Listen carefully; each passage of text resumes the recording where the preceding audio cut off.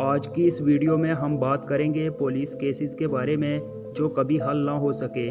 دوستو، ہم سب اس بات کو پسند کرتے ہیں کہ کسی چیز کا نتیجہ ضرور نکلے، لیکن کیا ہو اگر کوئی پہیلی ہم سے سلجھ نہ پائے؟ تو آج کی ویڈیو میں ہم ایسی ہی کچھ پہیلیوں کے بارے میں بات کرنے والے ہیں۔ ویڈیو شروع کرنے سے پہلے ہمارے اس چینل فیکٹس ورلڈ کو سبسکرائب کر دیں تاکہ نئی آنے والی ہر ویڈیو آسانی سے آپ تک پہنچ سکے۔ تو چلیے دوستو شروع کرتے ہیں۔ نمبر 1 پر ہے بے رحم قاتل۔ دوستو، زیادہ تر لوگ جرم کر کے خاموش رہتے ہیں، لیکن زوڈیاک نے اپنے بارے میں سب کچھ بتایا جو وہ کرتا تھا۔ 1968 سے لے کر 1969 تک اس نے سین فرانسسکو کو اپنے قتل کے ہنگامے سے خوفزدہ رکھا۔ اس کے آس پاس کے جو مقامی اخبار تھے ان کے ذریعے اس نے اپنے کوڈ شدہ خطوط سے پولیس کو طعنے دیے۔ کم از کم پولیس کے پاس 5 قتل تھے جو ڈائریکٹلی اس سے جڑے ہوئے تھے، حالانکہ وہ خود یہ دعویٰ کرتا تھا کہ اس نے 37 افراد کو قتل کیا ہے۔ دہشت گردی کی اس کہانی کا آغاز تب ہوا جب ایک 16 سالہ لڑکی لو جینسن اور 17 سالہ ڈیوڈ آرتھر اپنی گولیوں سے بھری گاڑی کے باہر پڑے پائے گئے۔ جینسن جگہ پر ہی مردہ پائی گئی تھی، جبکہ ڈیوڈ آرتھر ہسپتال لے جاتے ہوئے سر میں گولی لگنے سے مر گیا۔ تقریباً آدھے سال بعد ایک ایسا ہی معاملہ پیش آیا۔ ایک نیا جوڑا جس نے اپنی کار اسی پہلے والے کرائم سین سے 4 میل دور کھڑی کی تھی، ان کو بھی گولی مار دی گئی۔ ان دونوں میں سے ایک شدید زخمی اور دوسرا ہلاک ہو گیا۔ زندہ بچ جانے والا میکیل قاتل کی تفصیل دینے کے قابل تھا۔ اس نے 5/8 کے قریب ایک ہیوی سیٹ سفید آدمی کو بیان کیا۔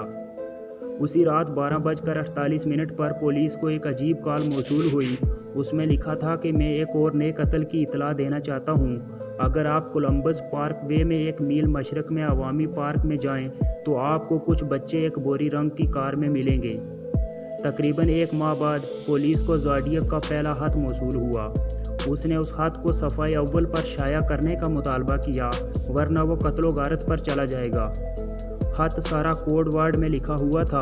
ایسا ہی ایک خط ایک ہائی اسکول کے استاد اور اس کی بیوی نے کوڈ کیا تھا، جس میں لکھا تھا مجھے لوگوں کو مارنا پسند ہے کیونکہ یہ جنگل میں جنگلی کھیل کو مارنے سے زیادہ مزہ ہے، کیونکہ انسان سب سے خطرناک اینیمل ہے۔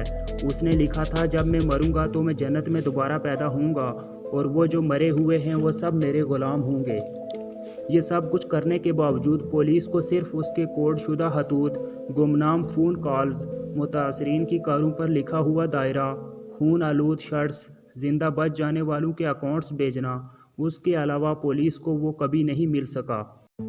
نمبر 2 پر ہے دا ٹیمن شیڈ کیس۔ دوستو، صرف بے رحم قاتل ہی نہیں تھا جو کوڈ ورڈ استعمال کرنا پسند کرتا تھا۔ 1 دسمبر 1948 کی صبح آسٹریلیا کے سمارٹن بیچ پر ایک لاش ملی۔ اس شخص کا جسم بالکل ٹھیک حالت میں تھا، جس میں کوئی زخم نہیں تھا۔ وہ اچھی طرح سے کپڑوں میں ملبوس تھا، لیکن اس کے کپڑوں پر تمام لیبل غائب تھے۔ اس کی جیب میں ایک ٹرین کا ٹکٹ بھی تھا۔ بدقسمتی سے اس قاتل کا کوئی سراغ نہ ملا اور اس کے پوسٹ مارٹم میں کوئی غیر ملکی مادہ نہیں ملا، لیکن 1 ماہ بعد انہیں اس شخص کی جیب سے ایک ٹھوس مادہ ملا۔ اس میں کچھ لکھا ہوا تھا جو سمجھ نہیں آ رہا تھا۔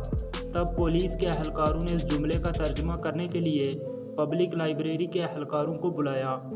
ترجمہ کرنے والوں نے بتایا کہ یہاں پر لفظ ختم لکھا ہوا ہے، اس کے علاوہ اور کچھ نہیں لکھا تھا، اور یہ ایک بار پھر نہ حل ہونے والی پہیلی میں جگہ لے لیتا ہے۔ بہت سے لوگوں کو شبہ ہے کہ یہ خودکشی ہو سکتی ہے اور بعض کا خیال ہے کہ وہ جاسوس تھا۔ نمبر 3 پر ہے دا تارا کیلیکو کیس۔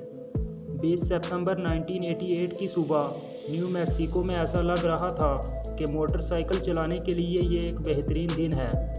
تارا کیلیکو نے گھومنے کے لیے اپنی ماں کی موٹر سائیکل لی۔ تارا کیلیکو ایک بینک میں نوکری کرتی تھی اور ساتھ میں وہ ماہر نفسیات بننے کی تعلیم حاصل کر رہی تھی۔ اس نے اس دوپہر کو ٹینس کھیلنے کا ارادہ کیا اور اپنی ماں سے کہا کہ اگر وہ دوپہر تک واپس نہ آئے تو اس کے پیچھے گاڑی چلا دیں۔ جب دوپہر تک لڑکی واپس نہیں آئی تو گھر میں سبھی پریشان ہونے لگے اور انہوں نے تھوڑا انتظار کرنے کے بعد پولیس میں FIR درج کروا دی، لیکن پولیس کو بھی کوئی ثبوت نہیں ملا۔ تقریباً 1 سال بعد ایک تصویر ملی جس میں ایک لڑکی اور ایک لاپتہ لڑکے کو دکھایا گیا تھا۔ دونوں کو بند کیا گیا تھا۔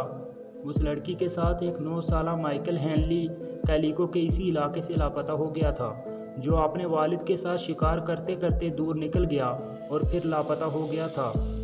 شروع میں تارا کی والدہ کو یہ نہیں لگتا تھا کہ یہ تصویر تارا کی ہے، لیکن تصویر میں موجود لڑکی پر کیلیکو جیسا نشان تھا۔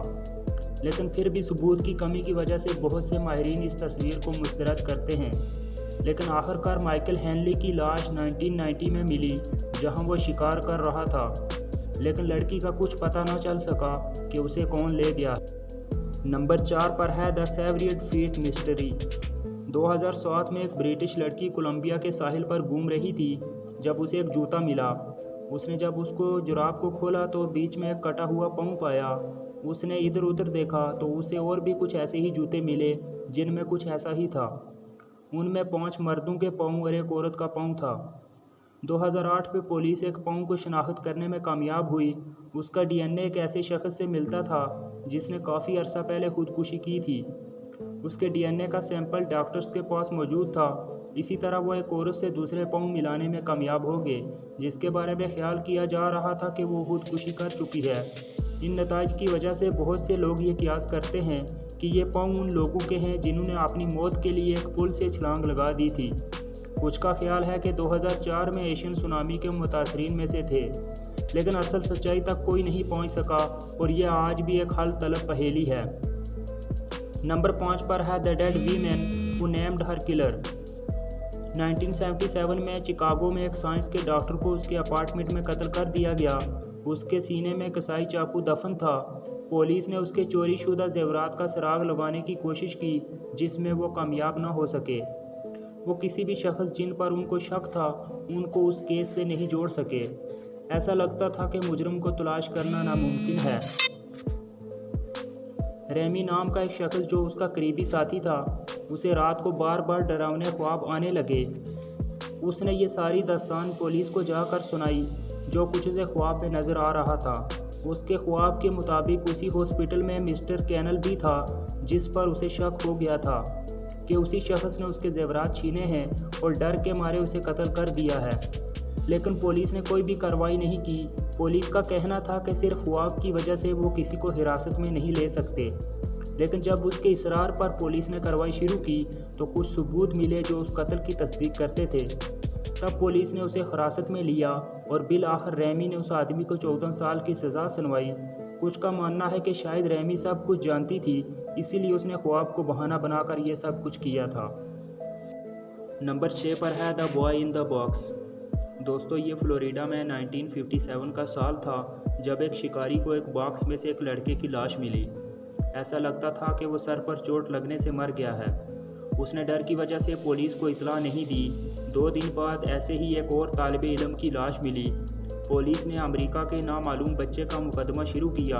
اس نے فوری طور پر میڈیا کی توجہ حاصل کی اور ٹی وی پر اس نے سب کچھ دکھایا، لیکن پولیس کبھی بھی اس نوجوان لڑکے کی شناخت ظاہر نہیں کر سکی۔ انہوں نے اس باکس کو ٹریس کرنے اور لڑکے کے فنگر پرنٹس کو چیک کرنے کی کوشش کی، لیکن وہ اس میں ناکام رہے اور بالآخر اس کارروائی کو بھی بند کرنا پڑا اور یہ ایک بار پھر ان سالوڈ مسٹری بن کر ہی رہ گئی۔ نمبر 7 پر ہے دا جینیٹ ڈی پالما کیس۔ یہ واقعہ 1972 کا ہے جب ایک کتا ایک گلے ہوئے بازو کو گھر لے آیا۔ اس سے پولیس نے تلاش شروع کی اور جلد ہی سپرنگ فیلڈ میں ایک چٹان کے اوپر سے ایک لاش ملی۔ لاش کی شناخت 16 سالہ جینیٹ ڈی پالما کی ہے جو 6 ہفتوں سے لاپتہ تھی۔ فوری طور پر اس کی موت کی وجہ کے طور پر افواہیں پھیلنا شروع ہو گئیں۔ جس پہاڑی پر اسے دریافت کیا گیا وہ جادوئی علامتوں سے ڈکی ہوئی تھی اور بہت سے لوگوں کا خیال تھا کہ اس کی لاش کو عارضی قربان گاہ پر رکھا گیا تھا۔ پولیس کو اس کے گلے سڑے جسم کی وجہ سے اس کی موت کی وجہ معلوم نہ کر سکی اور یہ بھی ایک ناحل ہونے والے اسرار کے زمرے میں اپنی جگہ لے لیتا ہے۔